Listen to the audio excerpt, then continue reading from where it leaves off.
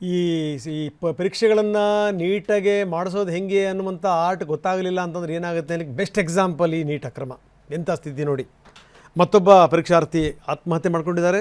ಈ 19 ವರ್ಷ ಅನುಕೀರ್ತನ ಅವ್ರ ಹೆಸರು.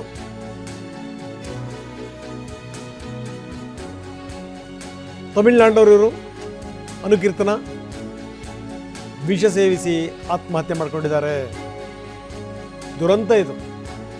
ನೀಟ್ ಆಕಾಂಕ್ಷಿಗಳ ಆತ್ಮಹತ್ಯೆ ಸಂಖ್ಯೆ 10ಕ್ಕೆ ಏರಿದೆ. ಶೇಮ್. ನಮ್ಮ ವ್ಯವಸ್ಥೆಗೆ, ನಮ್ಮ ಸಿಸ್ಟಮ್ಗೆ ಶೇಮ್. ಅದೆಷ್ಟು ಪ್ರತಿಭೆ. ನಿನ್ನೆ ಒಂದು ಹುಡುಗಿ ತೋರಿಸ್ತಾ ಇದ್ವಿ ನಾವು. ಆಕೆ ಟಾಪರ್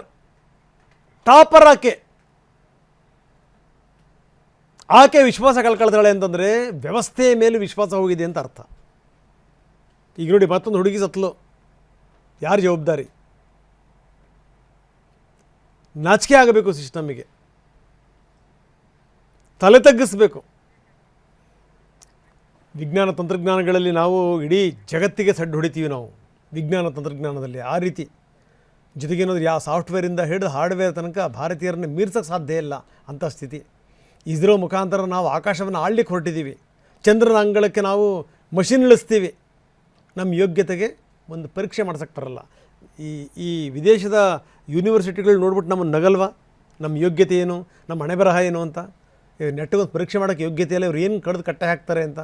ಭಾರತೀಯ ವಿದ್ಯಾರ್ಥಿಗಳು ಓದ್ಕೊಂಡು ಹೋದರು ಅಂದರೆ ಅವ್ರಿಗೆ ರೆಡ್ ಕಾರ್ಪೆಟ್ ಹಾಕ್ಬಿಟ್ಟು ಇದು ಕೊಡ್ತಾರೆ, ಕೆಲಸ ಕೊಡ್ತಾರೆ ವಿದೇಶಗಳಲ್ಲಿ. ಈ ರೀತಿ ಪರೀಕ್ಷೆ ಮಾಡಿಬಿಟ್ರೆ ಇಡೀ ನಮ್ಮ ಶಿಕ್ಷಣ ವ್ಯವಸ್ಥೆಗೆ ಒಂದು ಕಪ್ಪು ಚುಕ್ಕಿ ಇದು, ಬ್ಲ್ಯಾಕ್ ಮಾರ್ಕ್ ಇದು. ಶೇಮ್ ಅಷ್ಟೇ.